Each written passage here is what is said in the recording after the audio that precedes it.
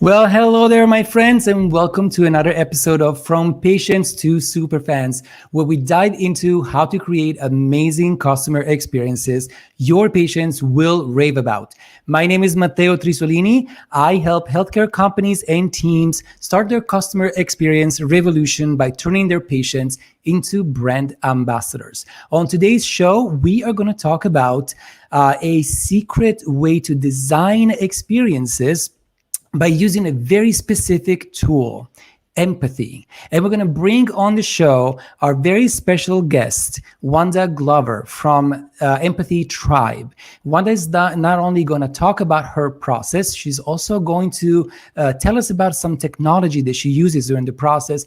And she's going to give us 3 tools today for us to use right away to start our own journey. I am very excited to introduce to you all Wanda Glover. Hi, Wanda. How are you? Hello. Thank you so much for having me. Of course. Well, thank you so much for making time for this. We are very excited about learning about your process of using empathy. But before we get into the topic, I wanted to ask you if you could briefly introduce yourself. Just tell us who you are, what you're passionate about, and what you do. I am Wanda Glover. I am the co-founder of Empathy Tribe. And what I'm really passionate about is connecting with people. And for the past 2 decades, I've been designing experiences for humans. That ranges from digital experiences to in-person experience to service design. We have a lot of words for the things that we do. But the primary thing that we do is put humans in the center of what we're creating, right? So to empathize with people, we want to ensure that we're communicating with you. And as a business, you if you're communicating with if you're empathizing with your customers, you're going to design an experience for them that's going to make them feel like they're in a relationship with you because they can feel heard by you. The number one thing that we really want to take home is that people remember how we make them feel. Absolutely. I agree with you. And I love that you're using the word relationship. So before we get into the core of all of this, I want to just do a quick round, as I usually do, of rapid fire questions. It's going to be very quick. So no time for you to think of the question. Just tell us. Okay, ready? All right. What is your favorite girls' night out drink? Margarita. If you have one. Oh, there you go. Straight on the rocks. How is it? On the rocks, no salt. No salt. There you go. Yeah. All right. Biggest pet peeve. When people say myself inappropriately, because it's all right, last one. What is the place on earth you would choose to just spend the rest of your life in? Encinitas, California. Oh, is there a story or just you love it? It is so beautiful there. It's a location where I go to meditate. There's some beautiful meditation gardens there, and the Pacific Ocean and the cliffs there are just incredibly beautiful. And I love the people. It sounds really amazing. All right, let's dive into our topic. Now, when we talk about empathy, I have to tell you, in the healthcare system, empathy is a big word because everybody kind of, I don't want to say brags about it, but I want to say we want to use it and constantly because apparently that's what we're supposed to do, right? That's Right. what we're there for. But in truth, this doesn't really happen all the time. You really have to be strategic about it, specifically in the healthcare system, to remind yourself that that's your first job, is to connect with people. So Right. my first question to you is, why empathy? Well, I mean, it is the tool that enables you to connect with your patient, who is your customer, who becomes your raving fan when they feel connected with you. One of the exercises I did leading up to this event was to look at the reviews of one of my favorite doctors and to see what people were saying about her, because I love her. Like, I always felt like she always took her time with me. Maybe I had to wait a little bit, but when I had her full attention. She was really listening to me. She was asking me questions about me. She remembered things about me. She remembers things that I shared with her about myself, whether it was related to our patient experience or not. And because of that, I have recommended her to everyone that I know. Anyone who asks me for that type of doctor, I send them to her. And then when I looked at the reviews, I was like, oh, she's got bad days, So we all understand what it means to feel heard and understood. And we all have good days and bad days. And so if we have a tool, something that we can remember, such as empathy, and we'll share the R.A.P process in a moment, but that gives you a little mental checklist that you can follow to make sure that you're connecting, to make sure that they're left with feeling good about having spent time with you. Absolutely. I totally agree. Everyone has a bad day, right? But if you have a little guideline in terms of what you're there to do in the first place, even on a bad day, you might be able to actually deliver. Right. And promise, just right? keep like your mental checklist. Like, okay, did Right. I relate? Did I acknowledge? Did I praise? Yep. And I know you have a method that you would like to share with us, if you can. Yes. Happy to. So why don't we talk about it a little bit? Well, this little tool is called R.A.P, and I know it's kind of funny, but I thought it was fun, and it's easy to remember. And the premise is you R.A.P with your customers, because people always remember how you make them feel. And with an acronym like R.A.P, it's something that you can easily remember when you're engaging with a customer. And it doesn't really matter how you're engaging. It can be in a one-to-one conversation. It could be in a follow-up phone call or your online experience. But what R.A.P stands for is relate. So you want to relate to your customers by asking them questions about themselves. And don't be afraid to open up and share something about yourself, because that's really where people feel disconnected, and especially with physicians. I've spent a lot of time with doctors, with my mom, caring for my mom, and specialists and things like that. The second step is acknowledge. And what we find is that often in any kind of business, medical practice, any type of business, people may say, well, this is just how it works. And they will provide that response to someone who has a concern or a question or a complaint. Excuse me.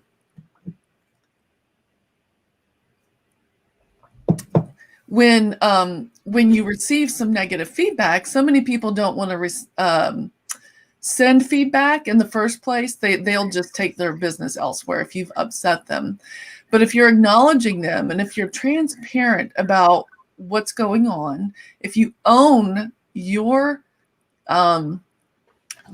control of what happened for them, what their experience was, and you correct your mistake and you acknowledge your part in them having a negative experience and the impact on them, then they feel like winners. They feel like they've won with you, and they will keep coming back. If you correct a negative experience, they will love you even more than if they always had awesome experiences, because they feel like they can tell you the truth and you'll actually respond. Right. And yeah, right. And a lot of There's people. a whole, I'm sorry to interrupt you. There's a whole Oh, book about this. Have mhm. you ever read The Power of Moments?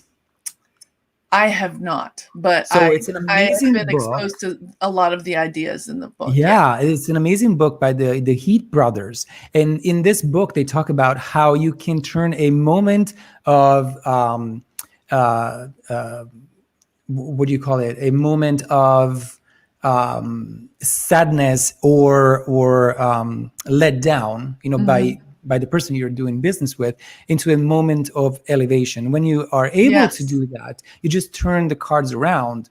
You're Mhm. absolutely, let's say, naked in front of your customer. You're just acknowledging, yes, I made a mistake, and look, what I'm going to do is I'm going to go above and beyond to make this right for you, and I'm going to make sure that it doesn't happen again in the future.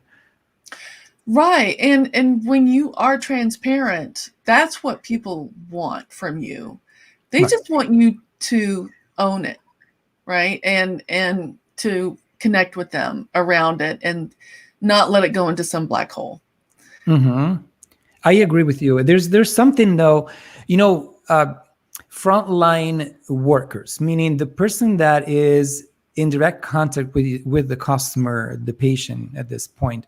Um, in some organizations, there is a structure that doesn't allow them to take responsibility. Mhm. And sometimes it's just easier to say, well, it's not really my job. I didn't cause the problem. Let me escalate this to whoever, right? And that's, to me, when you disconnect with the customer and the patient and you lose them.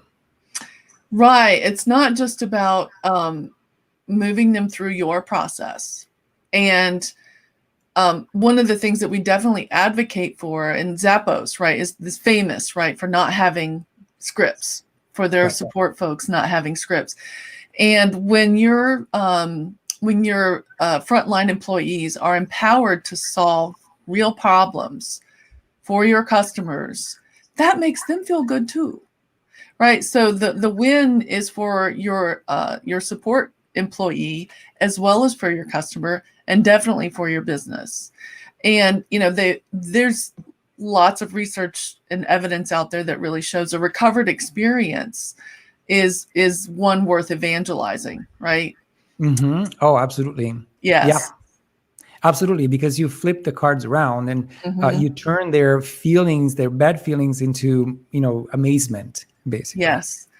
Yeah, I do believe also that it is important to remember that when we talk about customers, in my perspective, I see my customers, as everyone. It's not Hmm. just the patients, Yeah. it's my teammates are my customers as well. Hmm.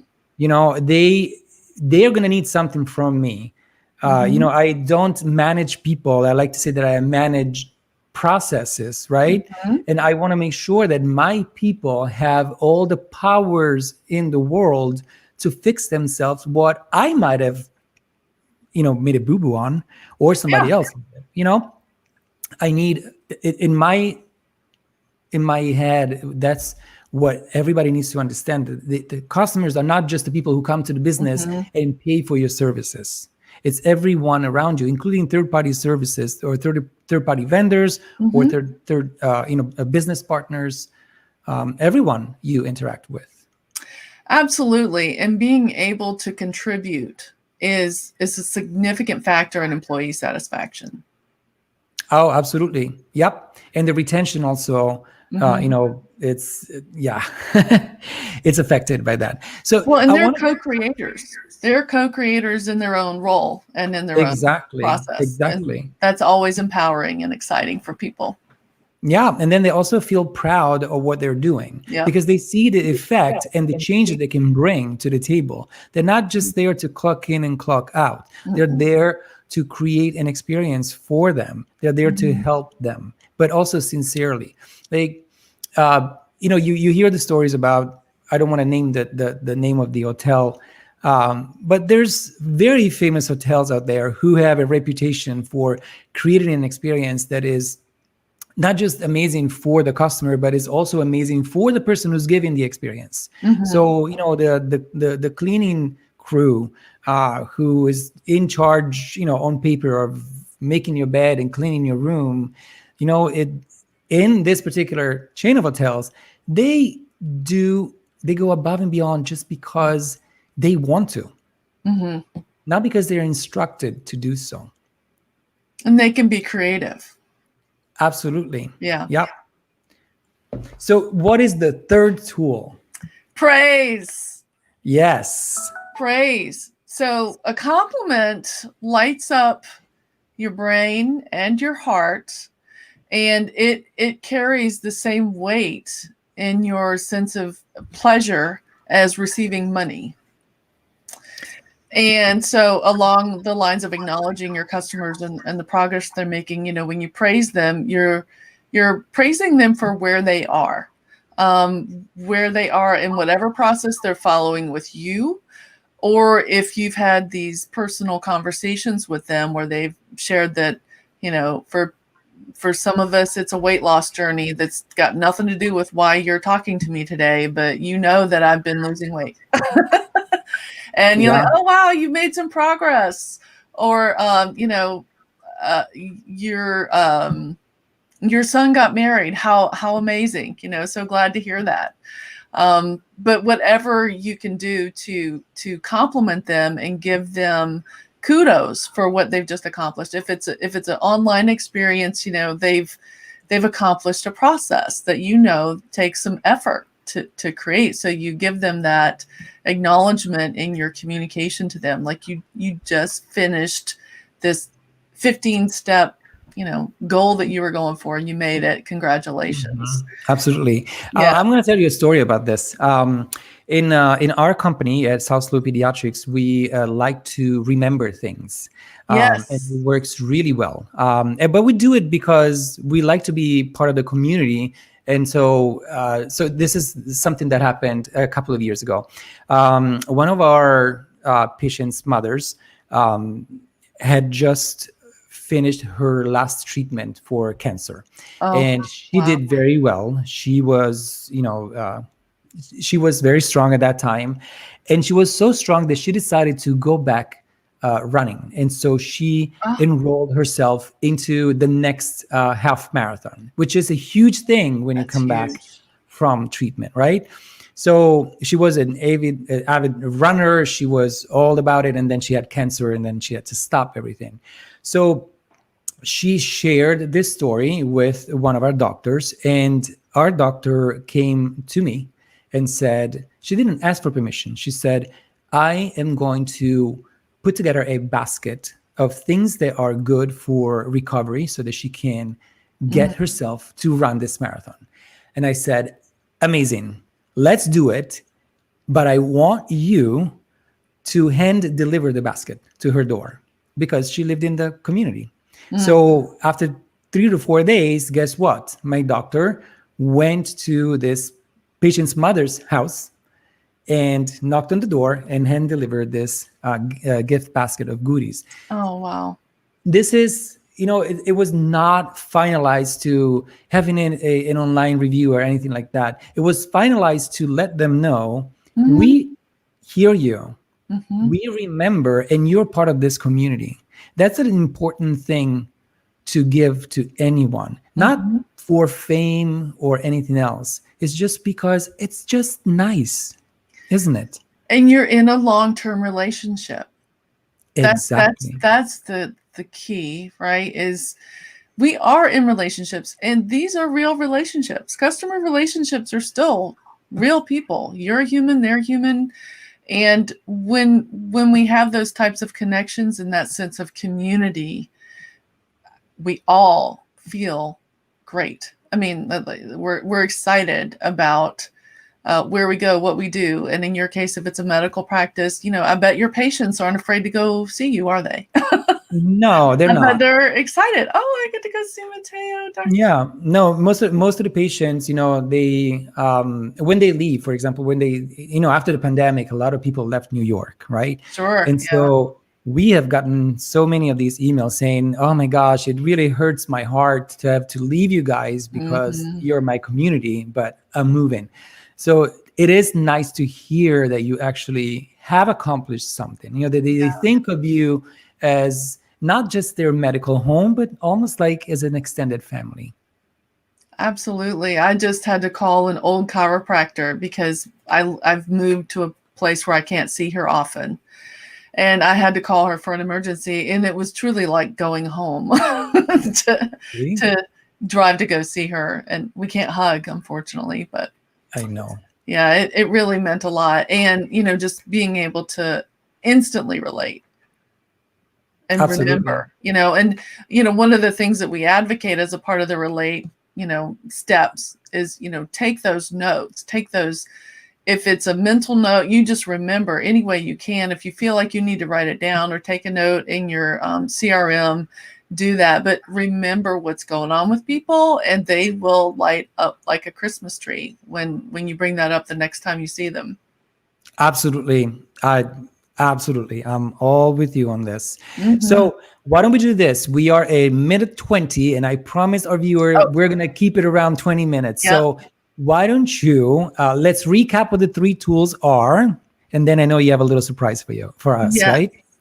So the 3 tools to deepen empathy in your customer experience design is to R.A.P with your customers. So that's relate, acknowledge, and praise them. And you can put a little card up. We're going to start making things like cards that you can put at your desks so that you can remember that little tool. And if you go to empathytribe.com, you can download the guide for how to show your customers you give a bleep. Excellent. For so free. We are going empathytribe.com. Yeah, we're going to post this link here in the comment section as soon as after the live show. So everybody can click on the link and go get this free resource you're giving us. I want to thank you so much for doing that for us. My pleasure. I want to also remind our viewers that we have groups online, in an online community. We have one on Facebook. It's called the 5-Star Healthcare Customer Experience. And then we have, of course, the LinkedIn group. Did you know that LinkedIn actually offers groups? I was surprised when I was able to create one. It is from patients to superfans. Oh, that's amazing. I want to thank you so much, Wanda, for coming on the show. I really appreciate that. You're giving us so much insights and tools to work with. Everybody go, just click on the link in the comment section here, and you will be able to download what Wanda is giving us for free today. I want to remind you that we are taking a little break for the holiday season, but we will see you all again for the 5-Minute Friday videos on Fridays in the new year. And of course, for a new episode of the LinkedIn live show from patients to superfans.